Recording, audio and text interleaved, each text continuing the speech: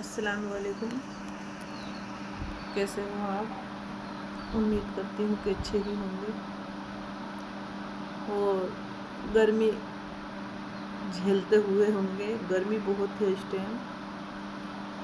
کل گرمی کی وجہ سے دیکھو ہم صبح کے ناشتے میں چائے وائے تو بناتے نہیں، دودھ ہی گرم کرتے ہیں، پھر بھی گرمی تو گرمی ہے، زیادہ کھانا پینا گرمی میں بہت نقصان دیتا ہے۔ کل چھوٹا والا لڑکا میرا ناشتہ کر کے اسکول چلا گیا تھا، اسکول جا کے اس کی طبیعت خراب ہو گئی گرمی کی وجہ سے، اس نے الٹی کری ہے اسکول میں۔ تو جب ماسٹر صاحب نے دیکھا ہے اس کی طبیعت خراب ہے، انہوں نے گھر پہنچایا، وہ گھر آیا، گھر آ کے میں نے اسے دوائی دی، دوائی دلوا کے دوائی دے کے جب لٹایا اسے گھر، پورے دن میں نے باہر نہیں جان دیا کہ گرمی زیادہ ہو رہی۔ وہ بچے بھاگ پھرتے ہیں، ہمارے پاس میں ایک باغ ہے، باغ میں کھیلتے جا کے، پوری دوپہر باغ میں کھیلتے تو میں نے کہیں نہیں جان دیا۔ تو اللہ کا شکر سے اچھا ہے، وہ اس ٹائم صحیح ہے، آج بھی اسکول گیا ہے۔ تو میں بھی آپ سے سبھی سے یہ کہنا چاہتی ہوں کہ اپنے بچوں کو گھر میں رکھیں، اس ٹائم بہت گرمی پڑ رہی ہے، اور گرمی پڑ رہی نقصان دے رہی ہے، اور بوتلیں چڑھ رہی ہیں، جس کی بھی ذرا سی بھی طبیعت خراب ہو رہی تو بوتل چڑھ رہی ہے۔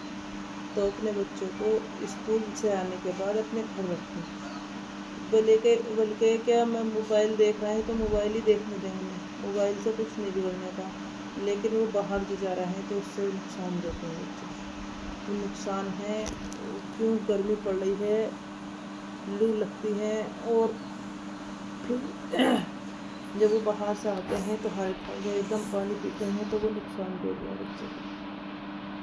اور زیادہ سے زیادہ کوشش یہی کریں بچوں کو کہ گھر رکھیں، اور گھر رکھ کے شکنجی بنائیں، نیمبو چینی پانی ڈال، نیمبو کی، نمک کی، چینی کی، برف ڈال کے انہیں بچوں کو پلائیں۔ اور کسی وجہ سے نیمبو نہیں ہے گھر، برف نہیں ہے تو نمک چینی کا پانی بچوں کو ضرور پلائیں، دن میں 2 بار تو پلائیں۔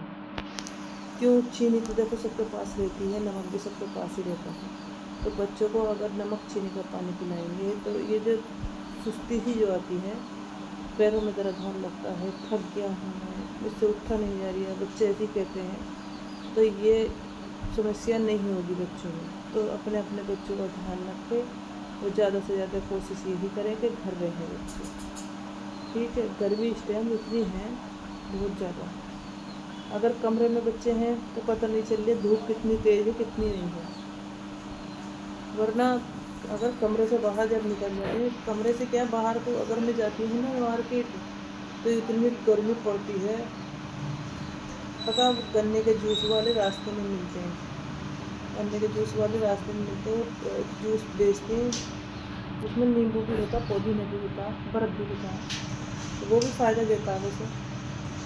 جاتے جاتے میں 2-3 جگہ پی لیتی ہوں جب اتنی گرمی لگتی ہے، اور جوس اچھا بھی لگتا ہے۔